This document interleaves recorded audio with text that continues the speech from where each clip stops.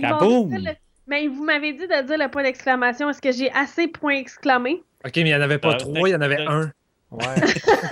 Comment tout ça?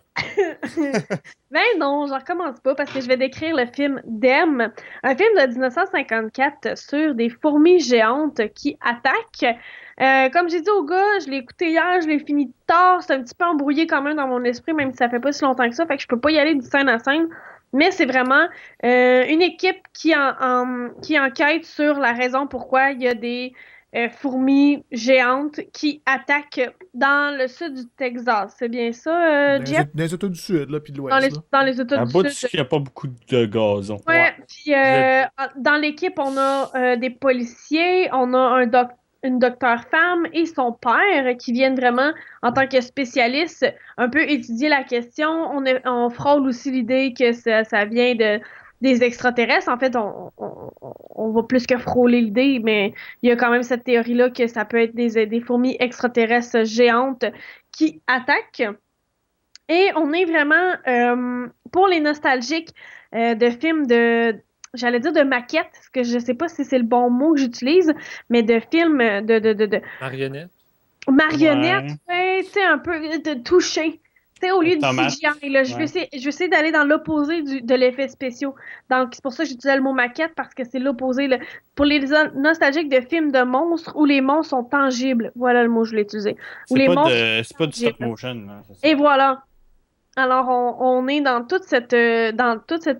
dans tout ce concept-là avec Dem. Juste avant l'enregistrement, on a vérifié, il n'est pas disponible sur archive.org et il a une très haute cote sur IMDb. Donc, je pense que c'est un film qui a fait l'histoire dans le film de monstre, justement, tangible, le film à marionnettes. 100% sur Rotten Tomatoes.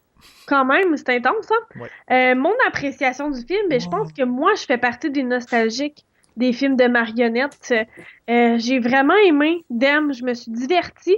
Je pense que c'est le genre de film que j'aimerais écouter à la gang, sans le prendre au sérieux, sans me dire que je vais avoir peur, mais on a un suspense, on se pose des questions, on réfléchit, je trouve. Il y a une forme d'enquête. On débute avec une petite fille qui a peur, puis on essaie de découvrir pourquoi elle a peur, qu'est-ce qui lui a fait peur. Encore une fois, dans ce film-là, on a un énorme cri strident quand on voit la fourmi, mais autant ce bruit-là est venu m'agresser, autant qu'il créait une forme de crainte chez moi, d'appréhension. J'avais le cri, puis j'avais peur que Seb arrive avec ses antennes. Pour les auditeurs, vous le voyez pas, mais Seb me fait des signes avec Il y a des un print antennes dans le screen front. éclair. Et c'est Gazou. exactement ce qui se passe dans l'écoute du film. J'avais peur que Seb arrive derrière une roche. Je Mais fais toujours peur comme ça. le film suit un carcan assez connu dans le genre. Donc, si vous avez écouté des Dracula un peu plus récents, ou même celui de Mel Brooks, Dracula mort et bienheureux, c'est un peu ce carcan-là de scénario qu'on va suivre. Donc, l'espèce de scientifique qui connaît tout, qui nous apprend tout au fur et à mesure. On est une bande d'incultes. T'as quelqu'un à gros bras qui l'accompagne.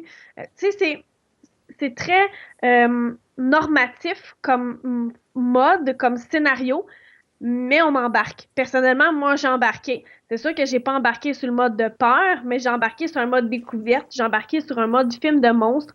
J'y ai vu une nostalgie, j'y ai vu quelque chose que j'aimerais revoir, que j'aimerais découvrir, mais tu sais, c'est un film noir et blanc, c'est un film de 1954, et je l'écouterais pas sur le même niveau que Night of the Living Dead, pour donner une comparaison de film de noir et blanc que je ferais découvrir aux autres. Night of the Living Dead, je trouve que tu peux avoir une tension, tu peux avoir peur. Des fourmis géantes, jusqu'à un certain niveau, tu peux peut-être avoir peur, tu peux peut-être faire le saut, mais à un certain moment donné, ça devient plus rigolo, ça devient plus cocasse que effrayant. Mhm. Est-ce que c'est un film que j'aimerais partager? Tu sais, je vais donner ma recommandation plus tard, oui, mais je pense que c'est la plus grande critique que je peux en faire, c'est que c'est un film que j'aimerais partager.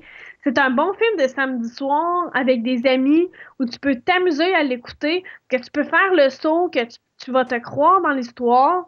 Tu vas t'attacher aussi à certains personnages. Tu vas tu sais, comme tantôt, on disait qu'il y avait un personnage féminin qui avait pas de raison d'être. Ici, on a une docteure féminine qui prend sa place malgré que son introduction est vraiment dégueulasse. Oui, ça, je suis d'accord. Elle descend de l'avion, puis ils font comme OK, c'est elle le docteur. Je pensais qu'on attendait un docteur homme. Puis il dit non, c'est elle la docteur. Elle dit ben, si c'est elle la docteur, je vais m'arranger pour être malade. Mais en même temps, ça traduit son époque.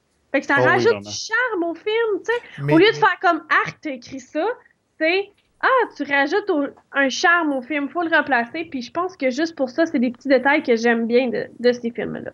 Mais elle tire quand même bien son épingle du jeu, c'est quand elle décide, non, je vais aller dans le trou. Non, pas toi, là, tu vas pas dans le trou. Non, moi, je vais dans le trou. Là. De toute façon, dès qu'elle vient pour débarquer de l'avion, le gars est comme, je peux vous aider, madame? Non, c'est beau, je suis capable de descendre tout seul. Tu sais, déjà en partant, tu vois que c'est une fille qui est forte et qui n'a pas besoin d'aide. Mais tout le reste du film est mentionné comme étant un docteur. Son père insiste tout le temps là-dessus pour l'appeler docteur aussi, non pas l'appeler Patricia ou Pat. Il l'appelle Pat, mais c'est comme...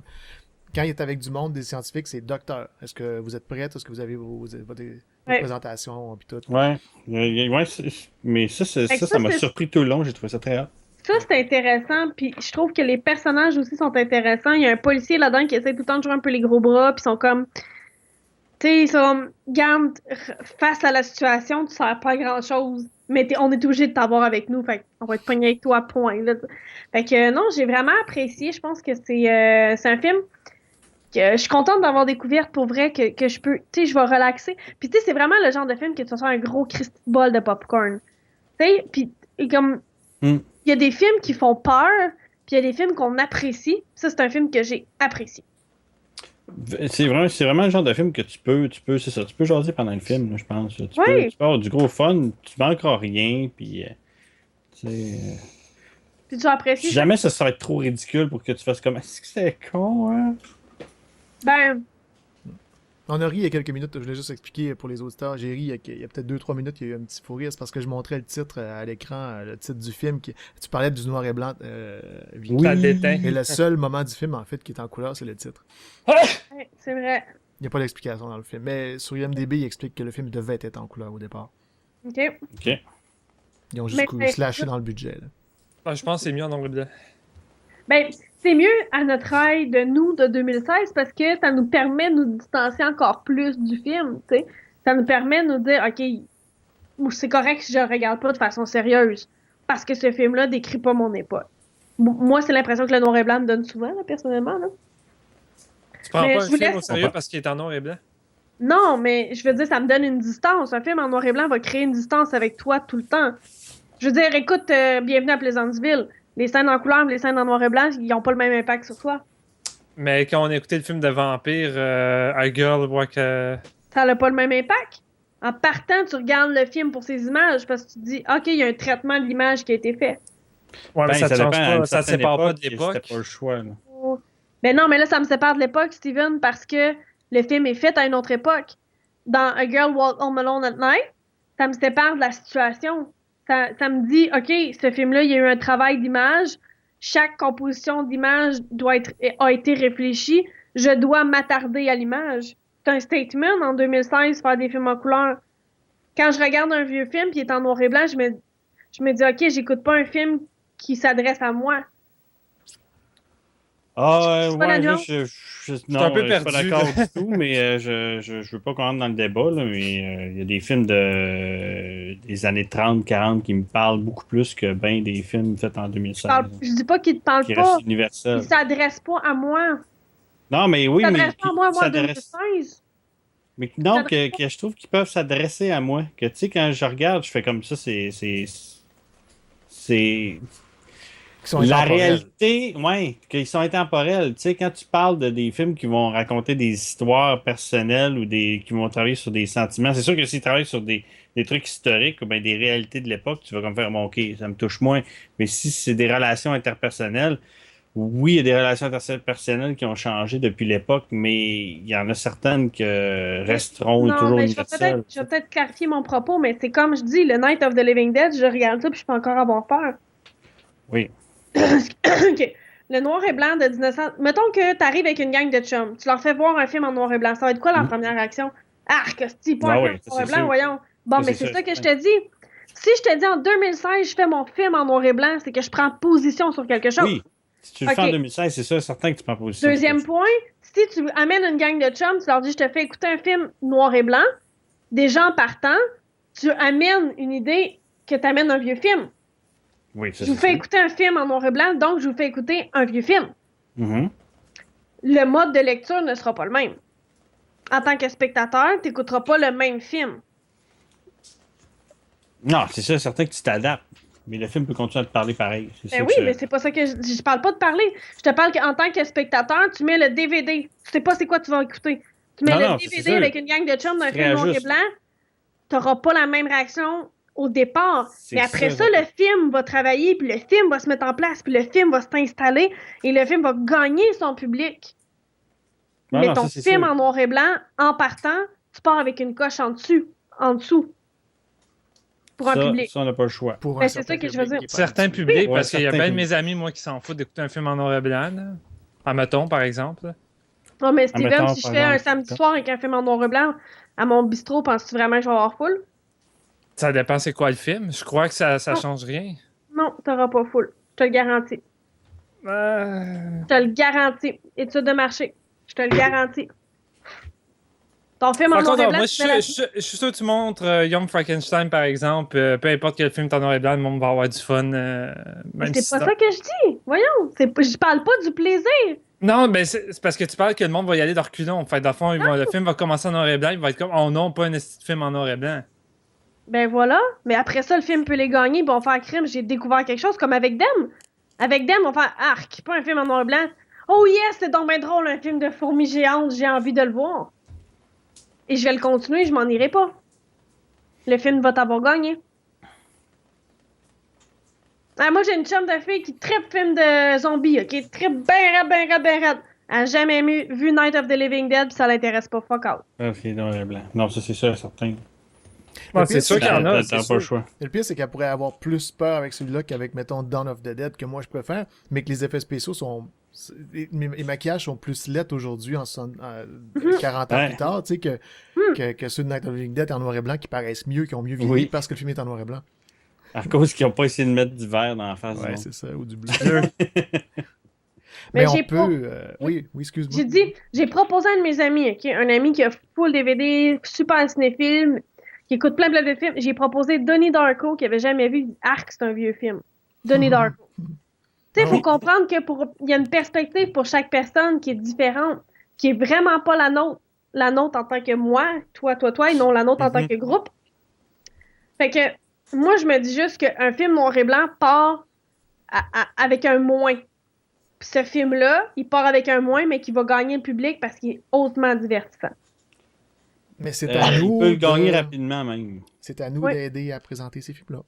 Puis à faire en sorte que les gens s'y intéressent. C'est ça qu'on en parle. Surtout le bras de fer, hein, JF? Ouais. Mais là, on peut-tu revenir à notre film de fourmis? Ouais. Qui veut continuer? Oui. Steven, t'as fini en dernier. Vas-y, Steven. Cool. Ben, Dem, c'est ce que je m'attendais en partant avec Phase 4 quand je disais un film de fourmis typique série B de fourmis géantes, mutantes, puis on s'amuse. Puis Dem, c'est ça en gros. Déjà, tu ressens pourquoi le film a une aussi bonne réputation, parce que ça a influencé beaucoup de films. Et moi, quand j'écoutais Dem, j'étais comme, mon Dieu, c'est fou comment Tremors voulait rendre vraiment hommage à Dem. Là. Puis toute la première partie du film me faisait penser à ça. Les deux policiers qui trouvent des lieux bizarres, tout ça, c'était Earl puis Kevin Bacon qui tombaient sur le champ de moutons, ces choses-là. J'étais comme, wow, c'est fou comment ça me faisait penser à ça. Ah, c'est vrai. Et la première partie du film, parce que je trouve qu'elle est séparée en deux, on a la première dans le désert et la deuxième en ville. La première dans le désert, j'ai beaucoup aimé. J'ai beaucoup aimé le mystère qui s'installe avant qu'on nous présente les créatures. Tu sais, le réalisateur prend son temps, il crée une ambiance, puis ça, c'est vraiment cool. Moi, si tu veux vraiment me foutre un petit peu de la chienne, si on veut, tu me montres des endroits où il y a eu une attaque, mais que c'est juste bordélique, avec une petite c'est funny, là, tu sais, ouais. Hey, le cadavre qui roule. Le cadavre. Tu sais, la cage thoracique qui roule. Ah, ouais. Ça, là. Mais juste l'utilisation des cactus dans le désert. Des cactus, qui ont l'air à des pattes de fourmis ou de mouches. Ouais. Ça, c'est génial. Puis, ce qui me plaisait aussi dans ça, c'est que déjà en partant, tu vois que le film est comme... Non, ça, je vais attendre, c'est plus tard dans le fond. Je retire ce que je viens de dire. Je vais garder ça pour la deuxième moitié. Mais moi, déjà en partant, j'aimais le personnage du policier. Je trouvais qu'il était déjà attachant, celui joué par James Whitmore, c'est ça? Oui. Qui est vraiment cool. Beau charisme, tout ça. J'ai vraiment aimé ce personnage-là. Puis un coup qu'on va inclure les autres persos, je dirais que c'est correct. Il y en a que j'aimais bien, d'autres que j'aimais moins. J'aimais beaucoup la fille du professeur. Le professeur, Ben, le professeur, il en sort quelques-unes de drôles. Là. ouais, ben en fait, la il est juste trop scène, intense. c'est dans l'avion. Ah ouais. Son truc de over là, dans l'avion, là, Ouais. t'es comme, mais t'es-tu cave ou t'es juste cave, tu sais? C'est un des moments les plus cocasses. Ça. Ouais, tu sais. Le film essaie d'être drôle, c'est ça qui est le fun, là, tu sais. Mais Tu le prof, donnes beaucoup de choix. il est T'es-tu juste- cave ou t'es juste cave? mais le prof, Ah, ben là, écoute, c'est à lui de faire son choix. à part dans ce bout-là, le prof, il est juste trop sérieux puis trop moralisateur dans le film. Mais Ouais. c'est le but du film aussi. Tu vois que c'est un film fait par des gens probablement de gauche là, qui sont pour l'environnement et tout ça. Tu sais, c'est très Ouais. bien, là, je suis pour ça, mais en même temps, il appuie tellement trop le film. Puis, tu sais, on n'a pas beaucoup parlé de l'aspect nucléaire du film, on n'a pas parlé en fait Ben, du c'est tout. ça, j'allais mentionner dans la deuxième Mais, partie, puis je parlais en premier. Ok. Mais Je te laisse ouais, parler. mais autant dire tout de suite, oui, c'est un film qui est fait dans l'ère du nucléaire, puis un peu Oui. comme Godzilla, La c'est même là année. la même année, c'est là Ouais. pour utiliser le nucléaire comme source de peur, puis les Ouais. dangers que ça l'engendre. Puis je trouve que Godzilla est beaucoup plus réussi au niveau du message par rapport au nucléaire, puis beaucoup plus frappant. Dans Ouais. Dem, c'est plus. Mais ça reste quand même la dernière phrase du film. Ça reste la dernière phase du film, mais elle est sortie un peu à la dernière minute. Puis je Elle veux dire, fait très King Kong, je trouve. Oui.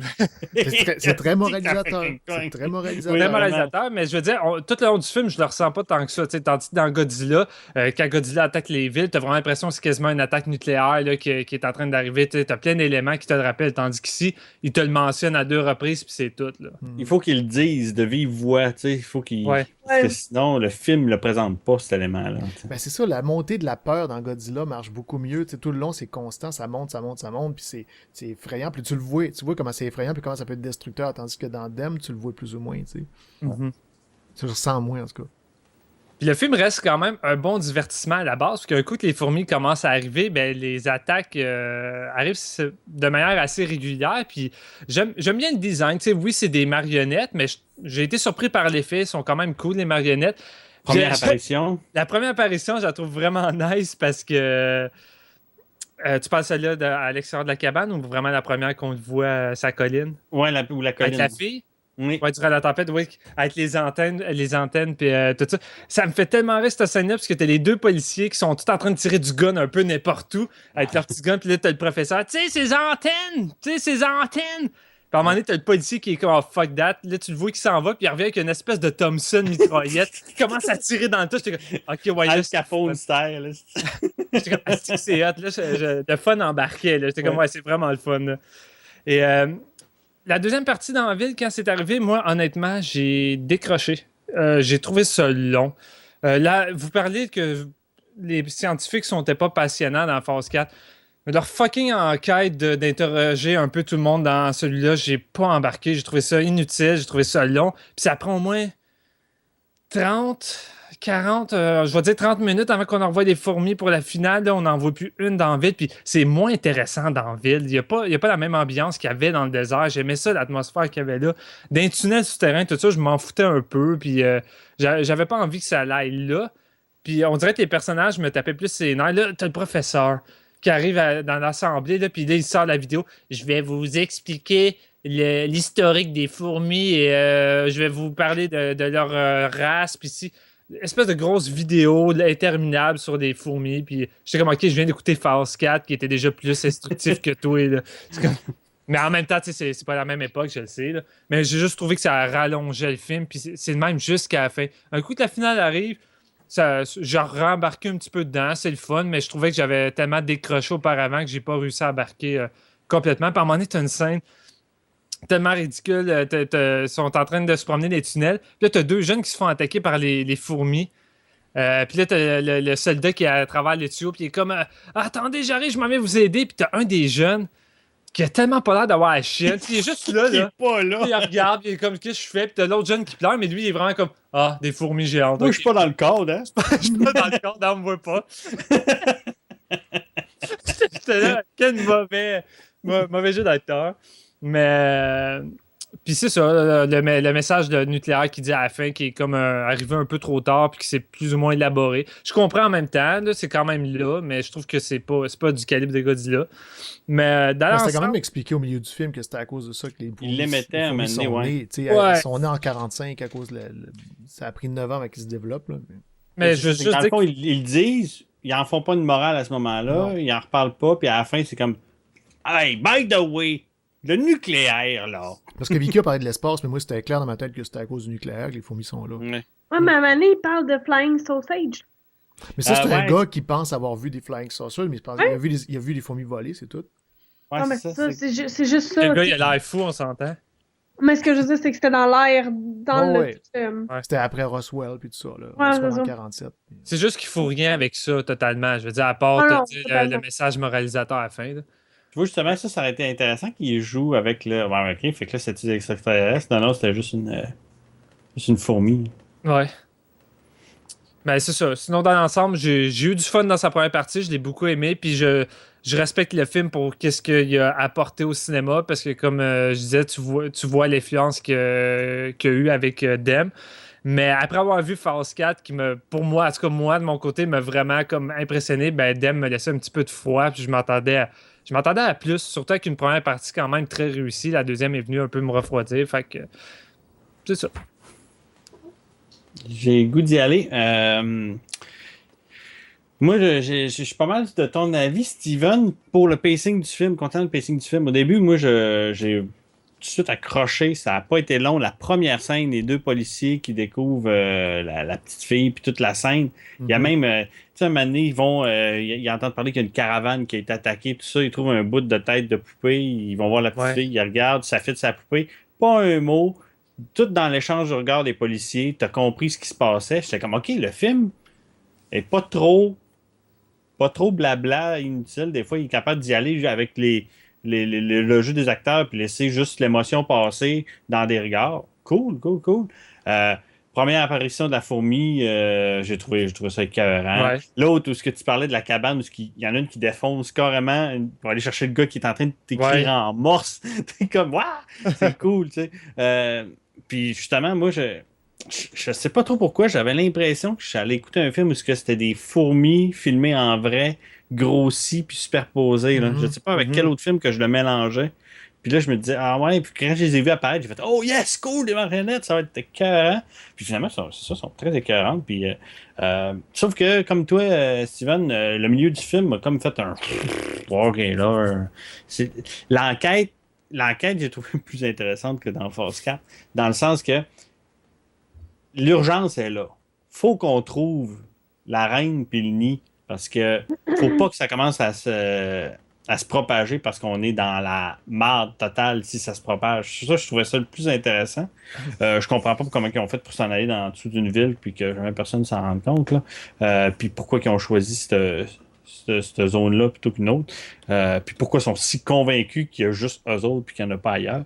Mais ça, regarde, ça, je pense que c'est le film qu'il fallait qu'il limite les dégâts et l'ampleur de sa catastrophe. Ça je l'acceptais. Mais j'ai trouvé des péripéties intéressantes. Même la petite discussion avec la mère qui parle, ouais, mon chum ne voit pas souvent les enfants pendant la semaine, il a décidé de sortir, jouer avec. Je trouvais que ça sonnait vrai.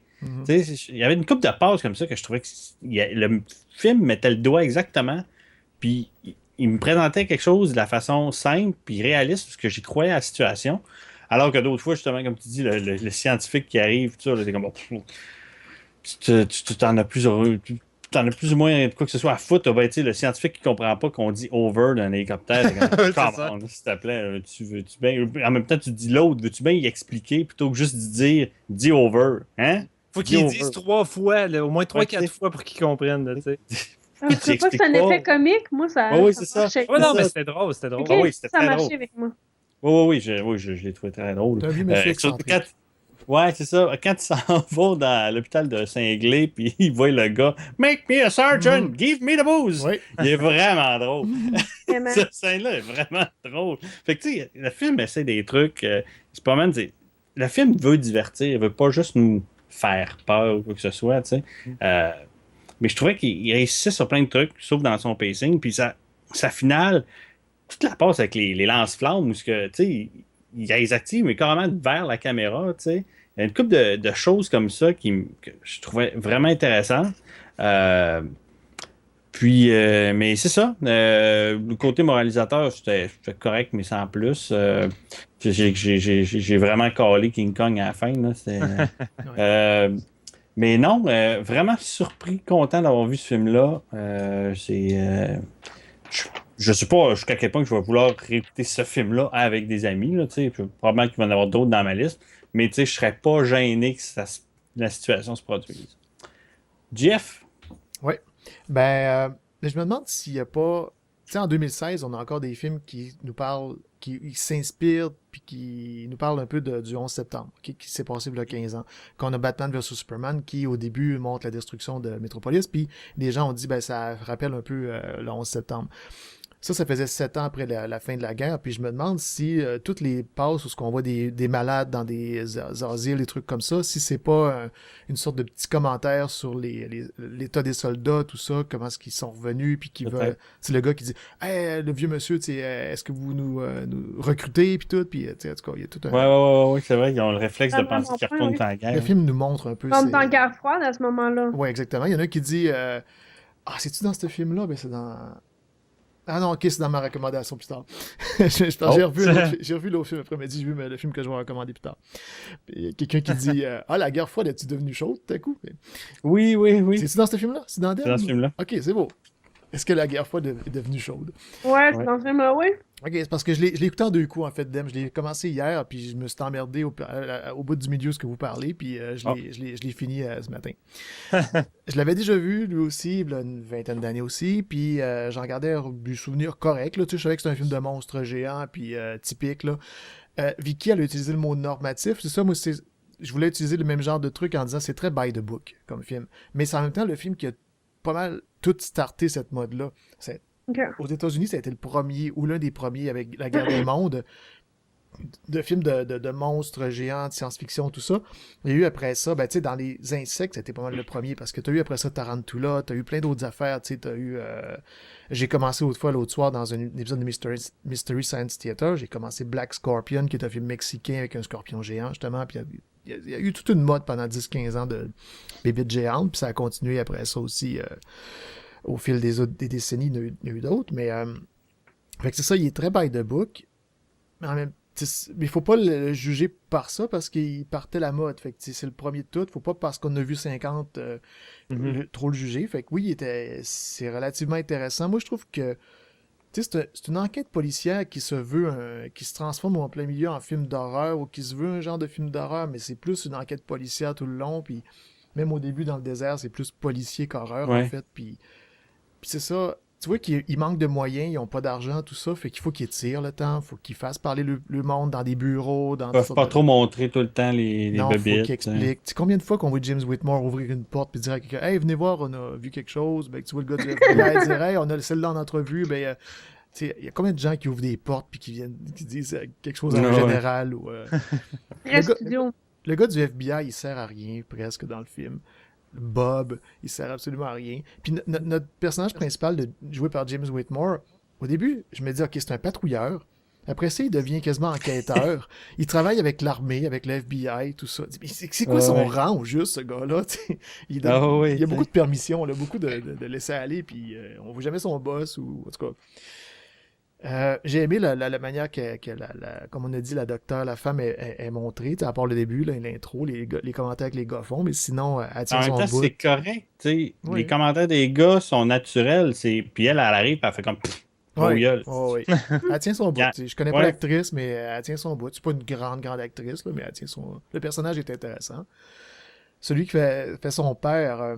Moi, je le connais surtout parce qu'il a joué le Père Noël dans Le Miracle de la 34e rue quelques années plus tard, puis je l'aimais beaucoup là-dedans, mais là, en tant que docteur dans Dem, il est correct, je le trouve trop moralisateur, là, tu sais, puis j'ai pas trouvé très attachant comme personnage. Puis c'est ça, pour y aller en gros, je le trouve bien comme film, mais je le trouve un peu emmerdant, honnêtement. Peut-être parce que je l'avais déjà vu puis je savais un peu à quoi m'en tenir, mais je me suis emmerdé. Sincèrement, Il y a trop de blabla, pas assez de fourmis, même s'il y en a quand même pas mal vers la fin. Puis, moi, j'ai été surpris de la quantité pareille pour l'époque. Moi, je m'attendais vraiment à ce qu'on en envoie moins ou bien qu'il y ait beaucoup de trucs qui se passent. Surtout le nombre qui brûle. Ils en brûlent beaucoup, fait que c'est ceux qui réutilisent pas la même fourmi, fait qu'ils en ont fait plusieurs pareils. Ben, ils réutilisent pas des sur IMDb, je pense que j'ai vu ça, qu'ils n'ont juste 3 des fourmis. Ah ouais? Puis qu'ils t'envoient jamais plus que 3 dans le film en même temps. Ok, puis dans le fond, les scènes où ce qui est détruit, c'est les dernières. Probablement. Parce que quand ils vont dans le nid, puis qu'ils voient toutes les fourmis à terre, c'est tout le temps les mêmes. J'imagine qu'ils ont replacé, puis tout. Puis, je me disais, ils sont allés dans le département des props, là. Tout à coup, ils ont mis tous les props, là. Puis, mais, non, c'est ça, il y a des trucs intéressants. J'aime bien l'idée des fourmis qui volent, même si on les voit jamais. J'aurais aimé ça les voir. C'est peut-être mieux qu'on les voit pas. Non, je sais bien. Ça aurait probablement été super laid, là. Oui, non. Puis ça pourrait pas vraiment être refait. Ça serait super violent, ça serait refait. Faudrait que ce soit violent. Faudrait voir les corps mutilés, faudrait voir les corps avec le bras arraché, comme ils parlent, lacérés, tout ça. S'ils le refont, il faut que ce soit fait à la Asylum, tu sais, là. Ouais. Faut que ce soit assumé con, là, tu sais, là, dans ta j'aimerais ça qu'on lâche un peu les Asylum puis qu'on refasse des vrais films de monstres gemmes épeurants, tu sais, sérieux. Est-ce que c'est possible? Tellement difficile. À notre époque, tu fais un Eight-Legged Freaks qui n'était pas un Asylum, mais qui était une comédie, un certain hommage au film des années 50, à ce genre de film-là, puis que, selon moi, était très réussi. C'est un film que j'avais adoré à l'époque. Puis, mais ça serait dur, tu sais. Mais j'aimerais ça peut-être qu'il fasse un film violent, justement, un film d'horreur comme ça, avec des fourmis géantes, mais violents, tu sais. Tu vois des corps, mais tu les vois pas. Tu vois juste soulever des couvertures, dire « Ah, il y a un bras arraché, mais je veux le voir! » Je suis sûre que ça serait si on va plus dans la fantaisie, un peu comme Labyrinthe de Pan. Parce que si on va dans ce mode-là, là, dans un mode étranger ou un peu fantasmé, je pense que ça pourrait se faire. Peut-être pas dans un mode direct parce que les Sharknado de ce monde l'ont un petit peu détruit, mais un mode un peu fantasmé ou, et je veux pas paraître raciste, mais c'est vrai, ou un mode désertique. Un mode un peu taliban. Un mode un peu terroriste. Okay. Le racisme dans le désert. Ça pourrait être le fun, ça. Non, mais tu sais, je veux dire un mode un peu terroriste, un mode un peu...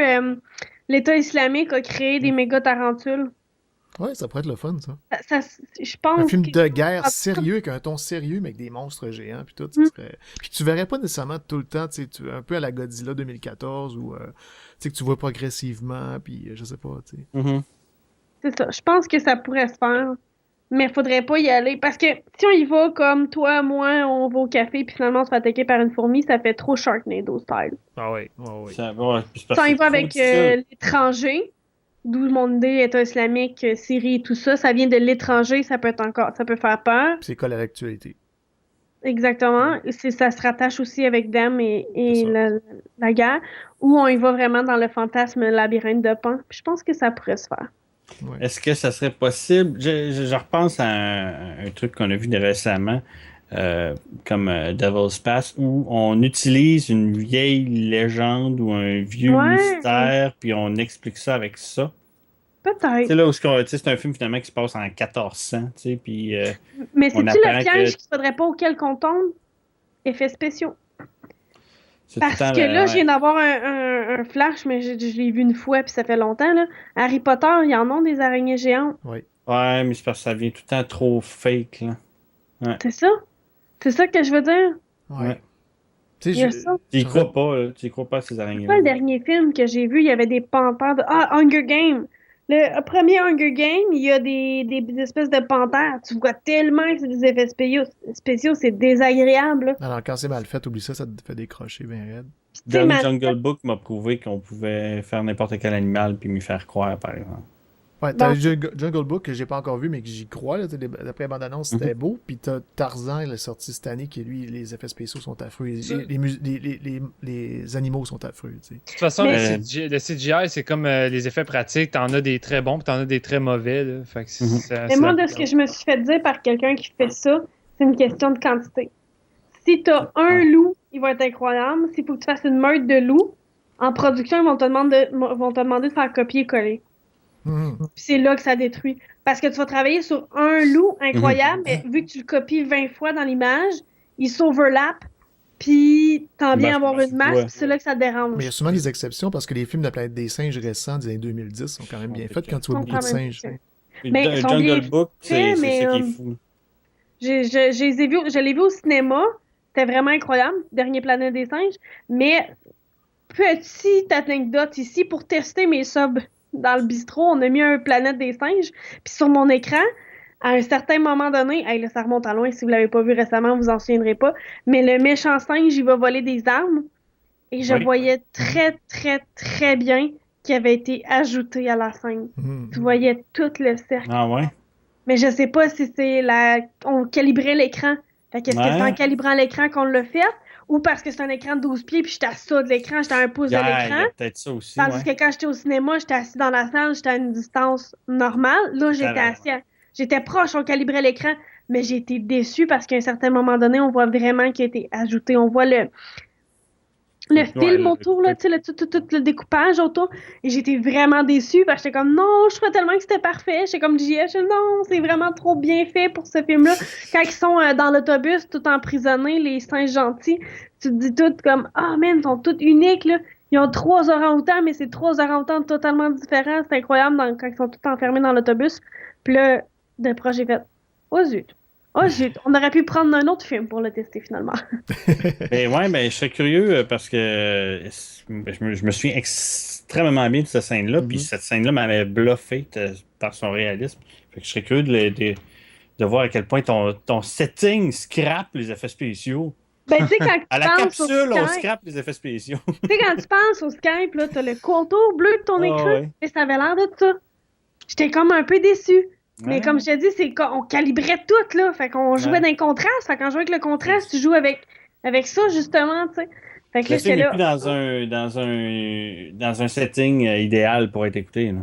Ben, c'est ça, bon, on l'a mis. T'sais, on l'a mis dans le setting idéal, mais c'est ça qu'on est en train de travailler, tu sais. Mais on aurait dû prendre, je sais pas, moi, le Roi Lion. Mary Poppins. Mais voir nos films, vous les aurez jamais vus aussi, là.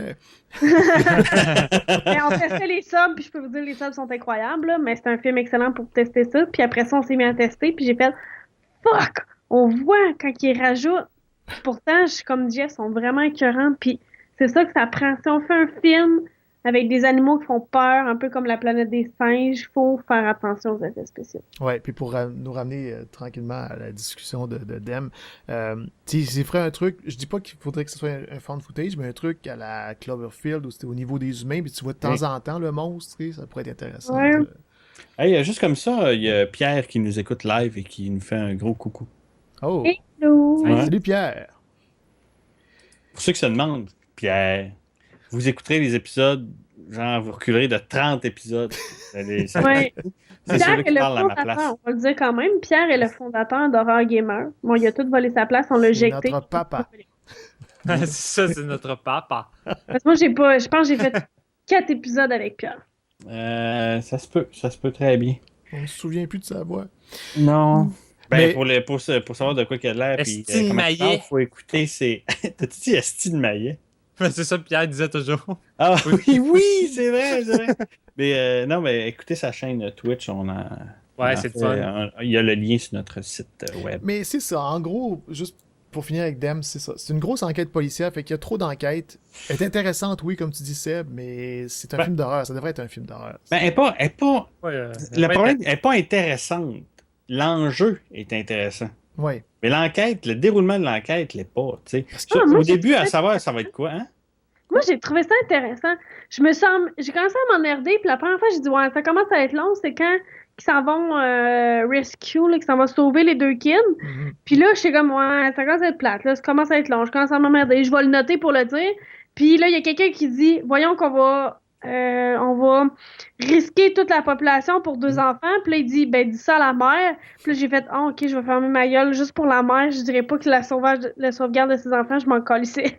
Mais Juste ils sortent après des ça, pour violons la- comme ça de temps en temps. Tu sais, mettre ça vraiment la switch. Oui, mais la réponse est bonne. Oui, c'est vrai. La c'est vrai. réponse est bonne parce qu'en tant qu'humain, tu te dis tout le temps ça. Voyons donc qu'on va risquer la vie de pour un enfant. OK? C'est toi qui l'annonce à la mère. Oui, non, c'est vrai. Ouais. Ça, c'était hot. Mais c'est ça. J'arrive pas à juger le film négativement parce que c'était un des premiers dans ce moule-là de monstres géants, puis avec beaucoup de monde qui discute tout le temps. Après ça, t'en as eu plein Puis ils ont rempiré ça parce que tu peux en voir plein des films des années 50 puis 60 comme ça, où le monde, ils font juste jaser, puis le monstre est de plus en plus laid parce qu'ils ont moins d'effets moins de budget, Oui. les films sont plus cheap, tu sais. Fait que, tu sais, le monde, il jase, puis c'est mal filmé, mal cadré. Lui, en tout cas, il y a la compétence, il y a des bons acteurs, tu sais.